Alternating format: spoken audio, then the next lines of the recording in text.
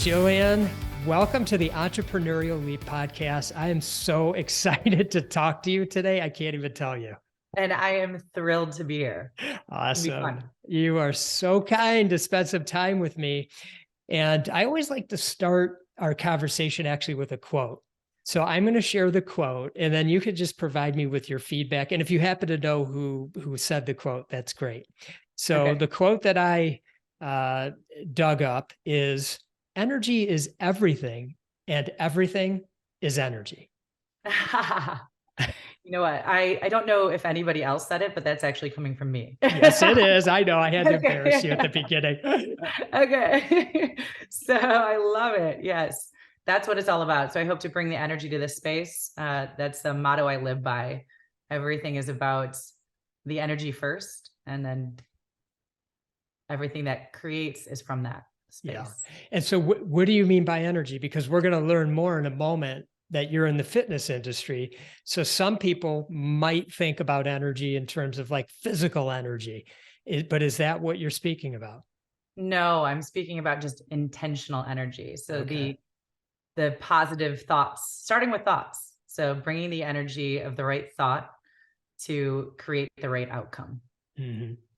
And so if and I was at one point, and I still am to a certain degree, a struggling early stage entrepreneur. You were there. Yes. And you're slogging through the mud. Okay. Have you been there? Trenches of mud. Yes. Yeah, you've been there. So you're slogging through the mud, and we're going to get to your story in a second about slogging through the mud. But what does this do for somebody, and how can they get themselves in the right state of mind? It's all about mindset, especially just being an entrepreneur. There are so many tough days. If you can't realign to have the right thought to get you going in the right direction, change your focus wheel, then nothing, you won't make it. You know, being an entrepreneur, it looks like glam from the outside, but on the inside, it is the hardest, the most extremely challenging roles that we can play. You are so right about that. So I want to talk about your early days. Okay. And back to when you were a child, actually. And yes. Did you know that you had an entrepreneurial gene in you? Did you do any sort of businesses or anything like that growing up? No, my business partner did. So we had very different upbringings. My parents had a hard life. My dad's dad died when he was 18. He was the youngest of 6. And my mom grew up in the projects of Cleveland. And they came together, and their whole dream, which I didn't learn until later in life, was to get their kids through college, to pay for their college education. So my upbringing was always about college education. You do what you're told or you're supposed to do. But my dad always kept hope, because my passion was dance and movement and music. It lit my soul up. And he always said, get your education, then do what you love. And that's exactly what I did. I didn't really know what it meant until later in life. And I never heard the word entrepreneur. But my business partner, on the other hand, she grew up and knew she wanted to be her own boss. So she was, on the corner selling lemonades, trying to make a buck. And when we met, it was just like a perfect encounter to get us the skills and the desire and the passion that we need to take that leap. And she I needed her to take that leap. It was kind of my safety net to just dive all in. Yeah. And know that somebody was going to do it with me, like codependency, if you will. Yeah. I want to come back to that partner aspect of things. It's really interesting what you're sharing about having somebody who can give you the confidence to do this. And so you learned early on, for you, it was important from a family perspective that you go get a degree, go to college, which you did. And so now, upon reflection, would you do anything differently, or are you glad that you took the path to college? And I'd also be curious, what kind of lessons did you take away from your time there? I wouldn't change anything. I'm not a look back and wish kind of person, especially being an entrepreneur. You learn that because you can spend all day wishing. But, when I went to Michigan State, I got my degree in engineering. So I'm a mechanical engineer by study. And then I also, after college, joined Accenture, which is a consulting firm, which gave me such great business experience. And also, my family had never left the States. So I got such international exposure. And so I wouldn't change anything. The other thing that happened at Michigan State, which led me to launch the Barre Code, I was a sorority president. And during that time, I was managing many women as a sophomore. And that's when I was exposed to the struggles that women have and the body image issues, which I caught myself. And I had my own struggles to recover. And that's really what led me to launch the Barre Code. The Barre Code is more than just a fitness space. It's a vehicle to empowerment, self-acceptance, and self-love. So I used the Barre Code through my channels of recovery to find that love for myself again and real true acceptance, which I think many, many women and people struggle with. Yeah. So when you came out of school and you went to Accenture and you were on the consulting side of things, obviously great experience that you were getting on the business side of things, but you were struggling on the inside. Is that how I understand this? Absolutely. Yeah. And so just on the business side for a second, then I want to come to personal. Were there, as again, just upon reflection, were there things that you learned through those 10 years that you felt were worthwhile jumping out 10 years later and starting a business versus just doing it right out of college? What I learned, confidence that I needed to feel like I can make it. Yeah. It gave me confidence. I had exposure to many C-level individuals, and I got to work with different people. I got to learn new skills or new habits. It also taught me work ethic. In Accenture or any consulting firm, you're going to work like an 80-hour work week, and you also had to fix problems. So that industry specifically gave me not only confidence, but taught me work ethic, taught me you just don't stop until it's done kind of a thing. So it really did pave the way for entrepreneurship. And there's 6 essential traits that are written about in Gino Wickman's book, The Entrepreneurial Leap. And I'm curious, as I read them all, I'll go medium slow. Okay. I'm just curious if you feel that you notice you had them. Visionary. Absolutely. I got that. Check. Passionate. Check. Problem solver.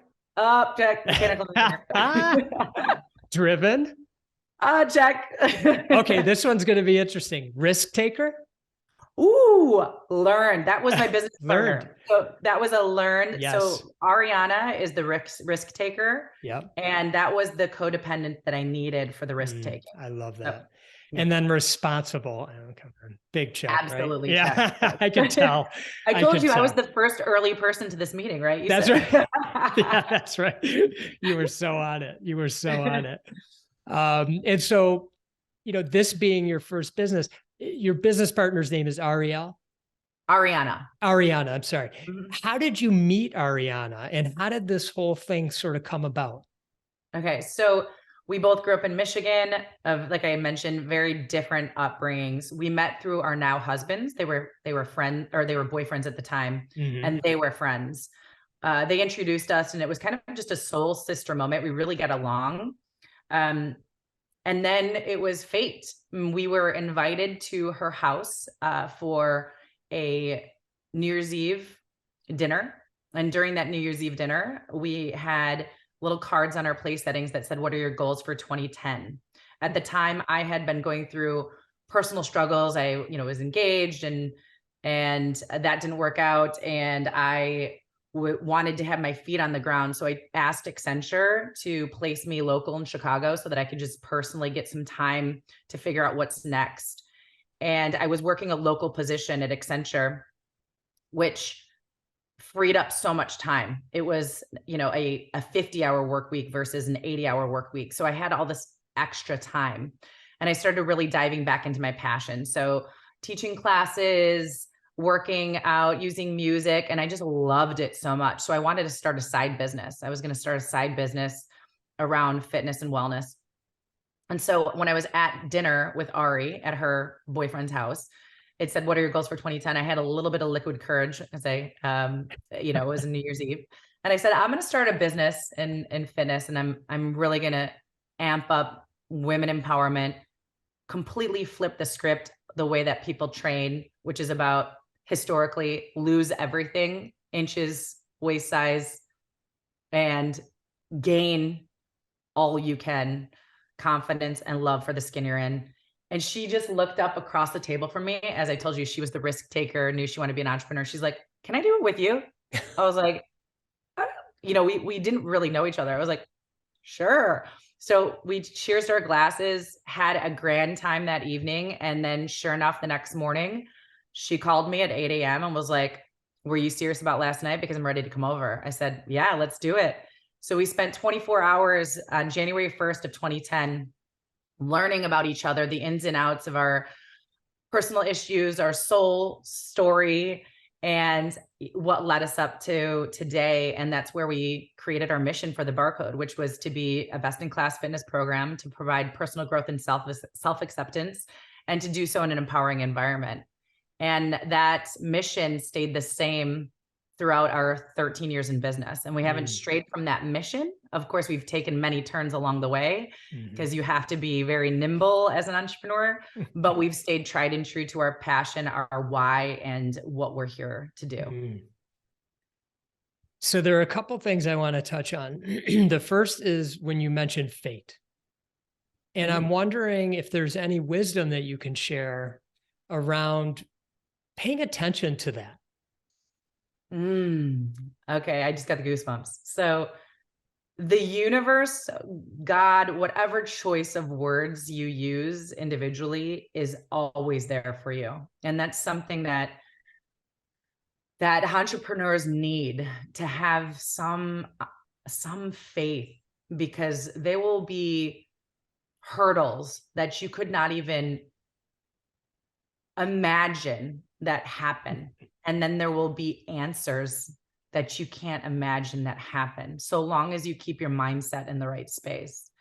So I've learned to look for the signs. It's a whole soul journey. And this is something I'm super passionate about. And what I try to help entrepreneurs that I coach on is that faith, and that really uncovering of their why and their soul, and what they're leaning into the entrepreneur space for.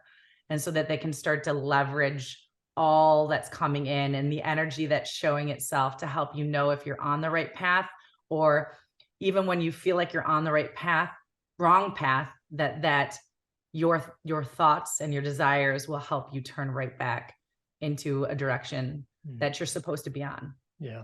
So if you take a look at, just what you mentioned to me earlier was, would you change anything? Of course, I didn't want to struggle. Going through that struggle in my time, and the way that I felt about myself was horrific. But it was the catalyst for me to start this journey, and to touch so many lives, and to help so many women overcome thoughts of less than, and really get comfortable in their own skin, and know that they have a gift to give the world. Yeah. So I wouldn't change any of it. So it's the same thing. It's just in life. The entrepreneur life is life. I like to say kind of they're one and the same. Once you join the entrepreneur community, your business melds into your life, and it is just one. It's not separate. Yeah, so true. Thank you for that. And you have a partner. It's a successful partnership from what I could tell. Oh, she's family. and I think it was really interesting from my perspective that the first meeting you ever had was to sit down and talk about your soul story. And so for those entrepreneurs out there that are wondering if they're a partner person, and if so, what should I do? Where should I start? Maybe your story will be really helpful. Tell us about that. Well, I think, we become one and the same, but when we first started, we had very different skill sets, but, at the core, our values were the same. And I think when you're looking for a partner, you want to make sure that the core of their being is similar. The areas they excel in should complement each other, And so we were very different individuals as far as what we brought to the table for our business, but our souls and our desires and our passion were equal, if that makes sense. Yeah, for sure. And getting really clear on that at the outset, know thyself, know thy partner. Yes. And having a strong foundation of trust from the outset is worth the extra time before you jump into a partnership. Absolutely. And you felt it. Yeah, go ahead. One of the things I like to say to anybody that's looking for a partner is that you should view it as marriage. If you really want this business to succeed, you need to make sure that you really enjoy spending time with this person. You need to really work on your dynamics and your interpersonal relationships. And you also have to put each other first. So one of the things that we agreed along the way, and we had some struggles, it didn't just come easy, just as any marriage. Now we're to the point where it's funny. Sometimes my husband's like Ari and I are in bliss, we're in this, because we've gone through it all and we've stuck in it, and we put the work in to understand how to communicate better with one another, when to lean back, when to push in, how to put each other first. We have 6 kids between the two of us. We're mothers, we're running a business. We had to go through COVID. We had to homeschool while we were running the business in an industry that was shut down for over a year. It was a lot. And that could either make or break a relationship. Oh, yeah. So one of the biggest things is, yes, get to know the person. Think of it as a lifelong commitment, and put each other first, because things in the entrepreneur life, as I mentioned, it is one life where business and life come together. You need to put the person first and business second. That's beautiful. In the book, there's a list of 8 critical mistakes that many entrepreneurs make. One of them being that I want to ask you about, because I think you're quite focused on it. And the mistake that's often made is not knowing who your customer is. And so talk to us about knowing who your customer is and what your experience has been in really understanding that. We have to, so one of the biggest issues, I think, in the entrepreneur world, once you get in, is starting to want to go down different routes. And there's so much opportunity, especially if you hit those check boxes that we just checked off. If you're a visionary, you're going to get sidetracked by the next shiny object or a market space that you can open into. And obviously, our classes are fit for men, and men struggle and need what we offer just as much, but we've been able to really focus in our and lean into our market space and our customer base and who we're trying to hit. And that's something we had to struggle with to make sure that we stuck with it. And I would say, get to know your customer, know exactly what they're coming for, what you're bringing to them, where you can get better, and also how you can perfect the product or the experience so that they get it every single time. So I'm in the service business, and that's been one of the biggest struggles, is making sure, in the franchising space as well, where, in fitness, it was up to the operator. You had to have, the instructor needed to be exactly the same in Metro Detroit versus Chicago versus Dallas. And that was one of the biggest struggles that took us years to figure out how to create a training program that would get the same output and use the same language and positive training to deliver. And we did that by getting feedback from the end user and understanding what they were getting from the experience, what was missing from the experience versus the other experience, and really listening to them and knowing where the impact fell and how we could then step back and recreate, and then create the processes that continue to recreate that experience. So another one of the critical mistakes is not staying true to your core. And you spoke a little bit, not so much about not doing that, but just how you can kind of get distracted sometimes. And I don't know this to be the case, so I'm really curious about it. Did you intend for the Barre Code to be a franchise from the outset? or did that evolve? And how did that kind of factor into staying true to your core? Well, what's funny is, unfortunately, we didn't have EOS. EOS launched when we launched our business. So I like to say I did all the wrong things to learn the right things. I hear you. So I hear I'm you. the one with the war wounds. You all have these tools at your fingertips. So, That's but right. anyway, yes. So we did not know. The reason why we decided to franchise was because we were staying true to our mission. What was happening, we had clients coming in that didn't want to take job opportunities in different states because they couldn't imagine a Barre Code not being there for them. Wow. It was their second home. It was their place of worship, if you will, where they would come and light up and feel finally whole. And so we're like, we can't do that. We also didn't raise capital. Ari and I just put all of our profits back into the business. So we were a slow growing business. And we heard about franchising. So we decided to become franchise experts. And our first full-time hire was a lawyer. And we built an FDD, a franchise disclosure document, launched our first franchise location, fell flat on our face many a times, learned lots of mistakes, picked ourselves back up and repeat, right? So, but we franchised because of that. We decided it hit our mission of empowering women to live the life they want by giving this service to their local community and the ripple effect of positivity. Yeah. And so what was interesting to me about it is you start off with this mission and you have a studio or something like that. I might not be saying exactly right. And then going into the franchising business is actually like a different business, even though you're selling the concept. And so it's interesting to hear you say, for example, your first full-time hire for this business, for the franchise business, was an attorney. Was that scary? I mean, when you decided to make that leap and change kind of the core focus around now becoming a franchise?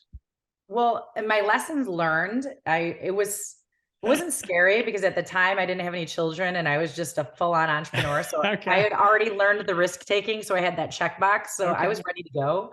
I was leaping all in. But what I would say is, in hindsight, for anybody new coming to the space, is that really diversified our growth, because it's basically running two different companies, corporate studios versus a franchising model. It really split up our time. And then we had to hire so many full-time resources to support each. And we were tugged in two different directions. And so I would not recommend doing that unless you're extremely well capitalized and you've treated them as separate businesses under the same brand umbrella. That's great. Well, again, going back to the book, there's the life of an entrepreneur, and what is written about is there's the nightmare and then there's the dream. And I made up a story in my head what your nightmare is, but I'm not going to say it. I want to hear what you have to say. Can you think about what has been the quote unquote nightmare scenario for you? Well, COVID was the nightmare. And COVID was the nightmare. Oh, I feel so smart. But the dream, the other thing that comes from it, again, this is just a mindset, because we could look at it and do woe is me, business shut down. We had so many locations that had just opened up, and we had to also put our mouth where our mission was, where these individuals just invested hundreds of thousands of dollars and COVID hit and they couldn't operate. And we had to release people from contracts, right? And we made that right core decision for our business and our mission. And it was hard. It was really hard to do what we did. But now in hindsight, a third of the locations within the fitness space in this industry permanently shut down, and we're still standing. And I also saw it as an opportunity for us to not focus on growth, but become smarter, smaller, better, and just mighty, ready for Yeah. the next stage of growth. And Mhm. so that's what we've been doing. You know, we feel like we got through this nightmare, and now there's this huge opportunity that we're walking into, because we're still standing. What you always come back to mindset, which for the listeners, please really listen intently to that part, because I think it's so important, especially when you think about it that time in the fitness industry. We all know how challenging that became. And so I wonder, were there points during the pandemic where you felt like, what's the opportunity here? As opposed to, this is such a drag, I can't stand this another day. Yes, we did. And that goes back to the relationship with the partner. And that's what I also love about partnerships. You know, I can't speak enough that solopreneurs, individuals, you know, if you have your family, or you at least have somebody underneath you, if it's not a partner that you can treat like a partner, helps so much. You can't do it all alone when you go through catastrophes like this. Otherwise, you want to just throw the towel in. So you have to have some kind of a confidant, whether it's like I said, a partnership, or somebody just underneath you that's on salary that you treat like a true partner.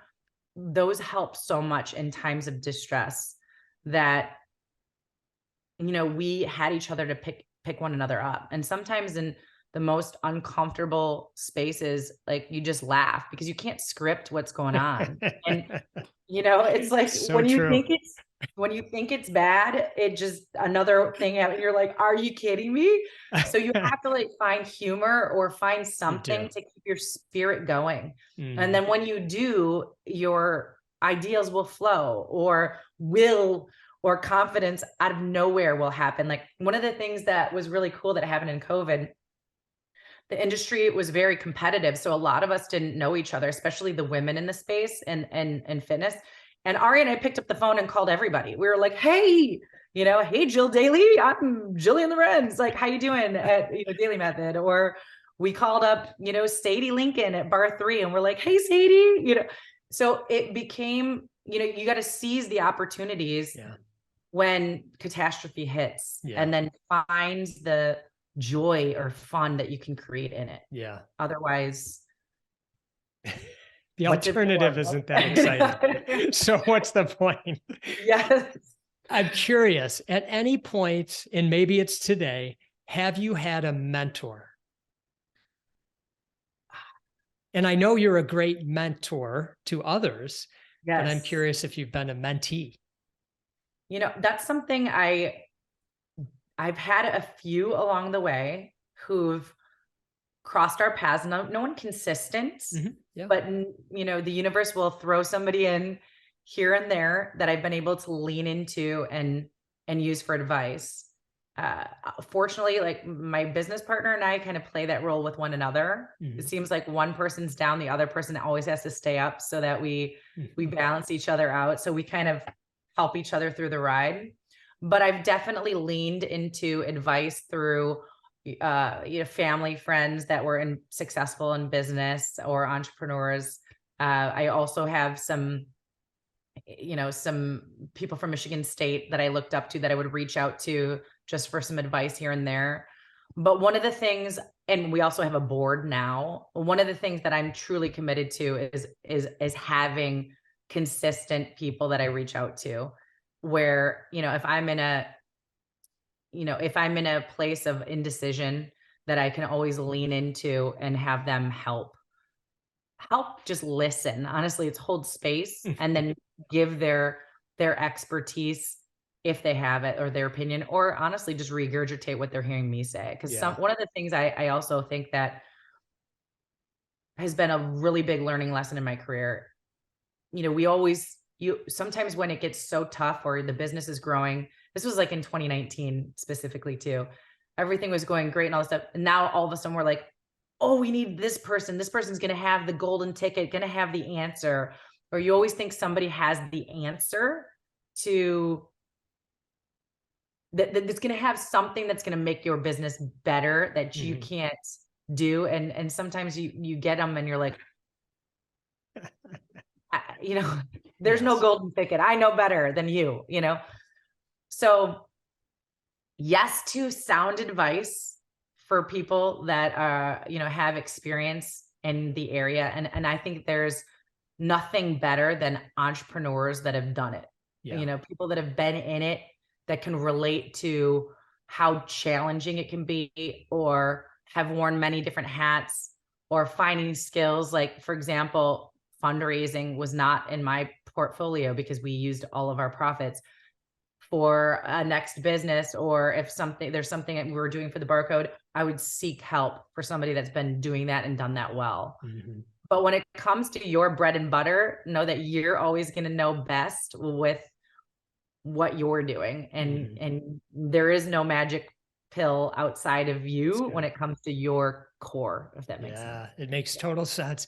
And one of the things I liked that you said at the outset of that answer was the universe always seems to present themselves. So pay attention, because the answer might be right under your nose. So just pay attention, and reach out was another thing that you did. You weren't afraid to just make a phone call.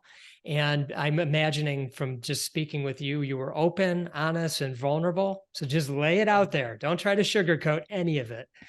So thank you for that. I'm curious about, oh, go ahead. Were you going to say something? I just want to, yeah, please. I want to reemphasize that, because I think that just nails it home. One of the biggest challenges personally I've gone through is just lay it out on the table. Like, you don't have to ever sugarcoat anything, because it won't help. So it's better to be completely open and honest about what is going on, so that the right answers come. Yeah. And you don't have to feel like a failure. You don't have to feel, like you did anything wrong particularly. It's part of the process. It's part of the entrepreneur journey, just as it is in life, right? We're going to have ups and downs, and we're going to make some wrong choices. We're going to make some really right choices. We're going to have things happen to us that are uncontrollable, but it's really about how we keep that calm mindset through the whole the space that will let us get out of it. And, we can take our time to be upset, angry. Ari and I do this all the time. Sometimes we'll say, okay, let's give ourselves today, to be angry, to be It's one day. Yes. Give us ourselves one day. Be angry, let out all the emotion you need, but then tomorrow we're coming back in with the right mindset, and we're going to march forward. Yeah.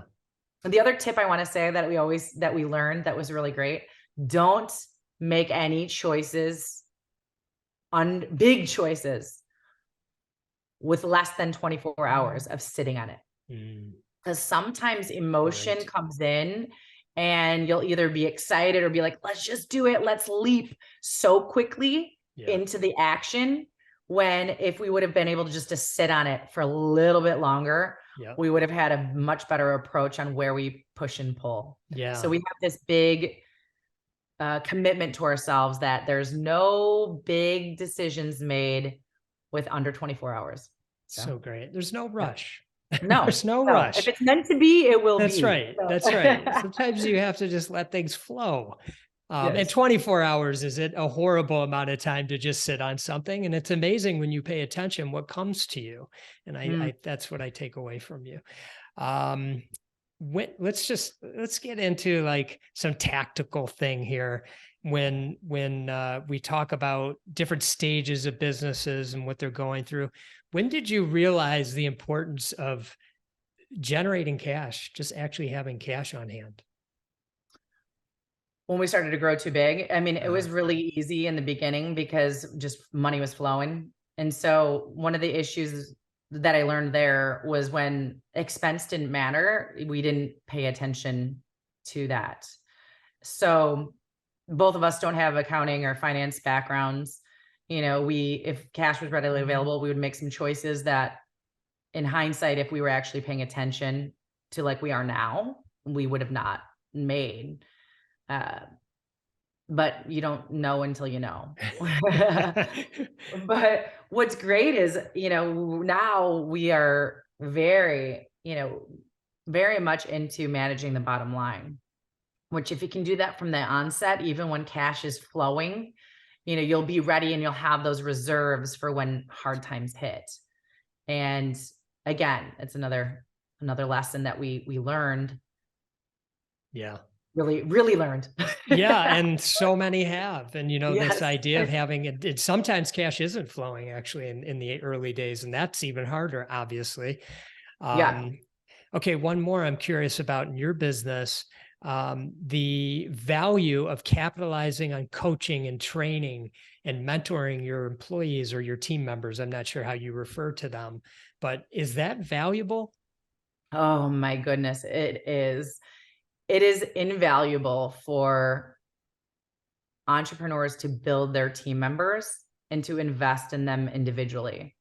Especially when you're building a company, the people that you want to hire are aspiring entrepreneurs. You want the same mindset, the same will, the same tenacity, the same check boxes that we just went through, the same passion, the same risk taking. We want to empower those individuals to have all of those marks. And if we get those people, then we need to invest in them. We need them to know that they're a part of our team, they're a part of this growth, and that we care for them and the human soul level, and that they're getting fulfilled just as much as we are as the owner of the business, right? So coaching and developing your people is what I do as well on the coaching side. And it's because a lot, we have EOS on the operating systems, you have operating systems, but what about the human systems? What about the love languages of the people that work for you? And how do you keep those people happy so that they thrive and they want more and they want to stay a part of this business and their needs are met? And then also making sure that you put the right people in the right place and continuing that dialogue and understanding of where their desires are, where they are personally, what their dreams are, and where they want to go, so that they stay with you. Or, if they're ready to move on, it's an open conversation, and it's something that you're prepared for, because that's the other thing. You invest so much in these individuals. You need to know and prepare for if there is a departure, how you're going to bring the people in, and having those strong and steady interpersonal dynamics within the business is going to make your life so much easier and allow you to grow so much quicker. And again, I had to learn that the hard way, working with so many women. And, early on in our business, that was the hardest thing that we had to go through was, interpersonal dynamics, and the way that, there's a bickering and all of those things that we struggled with, that you have to get out, because it really is like a cancer in the business. So making sure that the business and the personal relationships within the business are super healthy. Everybody's in the right seat. Everybody has the right mission. Everybody has the right mindset. And, that's going to make the business go. Yeah. Yeah. So, it's like we're entrepreneurs and we get into this because maybe we're passionate about a service that we want to offer, or a product or something like that. And then we start to grow and it's exciting, and you have people coming in on your team. And if it isn't a human relationship that's going on there versus you come in and work for me, do your job, and then leave, why do it? It's exhausting. Exactly. Don't put yourself through that. And that's what you're doing. Exactly. And that investment that you're putting into the people, it helps the business, and it just helps the relationships, like just showing up in life flow so much more nicely. And that's all we really all we want is good flow in our life. Exactly. I know have you heard of the Happiness Project, or the study that was done, with, I think John F. Kennedy was part of it, but the two things, they had two groups of really wealthy Harvard individuals and then inner city individuals. And the commonalities of happiness was doing something you love and connection. Yeah. So if you're going to take the leap to be an entrepreneur, why not create that healthy connection within your business, so that you can have both? You can thrive in purpose and passion, and then also have really healthy connections within your company. That's right. And if you're just selling widgets, and widgets are no big deal and nobody's all that excited about it, you're still changing the world, because if you have 8 employees, that you're making a difference in their lives, and they have families and they have friends, and it just all kind of flows out there. Okay. Finally, one last question. You've mentioned a few times, but I'm curious about it. You're also an executive coach for aspiring entrepreneurs. So where did that come from? And then how do you fit all this in? Well, see this, once you're an entrepreneur, you just You want can't more, right? stop. You can't stop. But I'm actually going to Michigan State right now. I sit as a venture coach for MSU new graduates coming out and starting their own businesses. So I'm a judge next week on a competition, but then also I work with executives on the human system side and how they can help to align and create energy within themselves to, use that energy and those systems and those processes to better illuminate their employees and how they can bring wholeness to their workplace. So I'm really excited about it. Through the personal growth and self-acceptance side of my business here at the Barre Code, fitness really is the vehicle to create healthier energy. And I'm also a meditation breathwork expert. So using modalities and also coaching, the positive coaching that we do at the Barre Code and I do in business to help leaders bring that to their space. Mm-hmm. Thank you for sharing that. And I wonder, for some of the listeners, they might be sitting there going, wait, this is a thing like that I could actually bring into my business. So it's really cool. Yes, this is a thing. You can have this in your business. Yes. Jillian, thank you so much for taking the time to chat with me today. I so appreciate you. Thank you. This was a wonderful experience. And congratulations to entrepreneurs listening for taking the leap. Yes. And also for leveraging all these incredible tools, the book that you have at your fingertips. It's just, I wish we had it in 2010. I'm with you. I'm with you. And likewise, to all you amazing entrepreneurs listening today, I greatly appreciate you spending time with Julie and I today. And I wish you all much love and gratitude.